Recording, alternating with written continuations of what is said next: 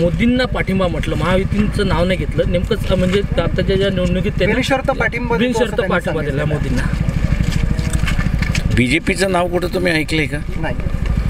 किंवा आता sir BJP ही party संपली आहे, मोदी ही पार्टी आली, त्याच्यामुळे सर राज ठाकरेंनी जे पाठिंबा दिला ते बरोबर दिला की मोदी पार्टीला पाठिंबा दिला, त्यांनी BJP पार्टीला पाठिंबा नाही दिला आहे.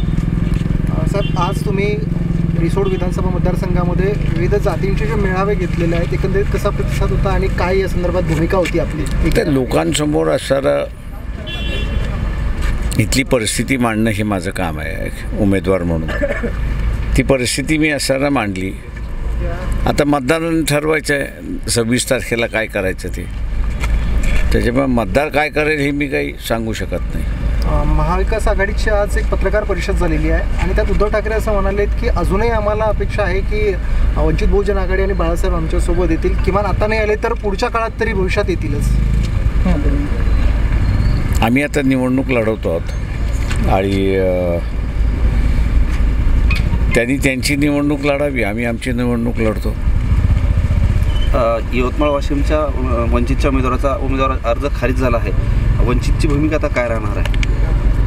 ते आम्ही कोर्टामध्ये गेलो होतो, कारण का त्यात अभिजित राठोडचा जो अर्ज आहे तो पॉलिटिकलरित्याने रद्द केला असं त्या ठिकाणी आम्ही मानतो आहे. स्क्रुटिनी दोनदा होत नाही, कोर्टाने सुद्धा ते ऑब्झर्वेशन केलं की हा एव्हिडन्सचा भाग आहे, म्हणून आम्ही त्याच्यामध्ये आत्ता इंटरफिअरन्स करत नाही.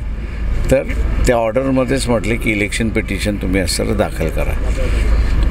आजच त्याच्या असताना ऑर्डर आली आहे. 1-2 दिवसामध्ये आम्ही त्या मतदारसंघातला निर्णय आम्ही घेऊ. त्या ह्याच्यामध्ये अभिजित राठोड जर असता तर आम्हाला केकवॉक होतं, एवढं मी त्या ठिकाणी नमूद करतो आहे. कुठेतरी षडयंत्र आहे असं वाटतंय? नाही, मी आत्ता तर काही बोलणार नाही, काही इलेक्शन्समध्ये आहोत, पण नंतर इलेक्शन संपलं की मग मी बोलेन. राज ठाकरे यांच्या बाबतीत एक प्रश्न आहे. एकीकडे ते त्याच भाषणामध्ये असं म्हणतायत की जे व्यभिचार चाललेला आहे राजकीय, त्याला आपण कुठेही पाठिंबा देऊ नये, आणि दुसरीकडे ते आज इथे मोदींना पाठिंबा देत आहेत. त्यांनाच विचारा तुम्ही त्यांच्या भाषणाचा अर्थ काय तो. आपल्याला कुकर हे चिन्ह मिळालेलं आहे. खरं तर वंचित बहुजन आघाडी म्हटलं की आम्ही सिलेंडर असं सगळीकडे पाहतो. आता मतदारांपर्यंत कुकर हे पोहोचवणं इतक्या कमी वेळामध्ये चॅलेंजिंग असणार. कुकर हे सिम्बॉल गेलंही, पोचलंही. माझ्या कालच्या नागच्या दौऱ्यामध्ये दोन्ही ठिकाणी असं बघतोय की सिम्बॉल हे लोकांपर्यंत पोचलेलं आहे. आम्ही इलेक्शन कमिशनकडे असणारं सिम्बॉल मागितलं होतं, पण शेवटपर्यंत आम्हाला देतो असं म्हणत शेवटी त्याने आमचा अर्जच निकाली काढला नाही. त्याच्यामुळे आम्हाला असणारं इंडिपेंडंट सिम्बॉल मागणं प्रत्येक मतदारसंघात भाग पडलं. अकोल्यामध्ये आम्हाला असणारं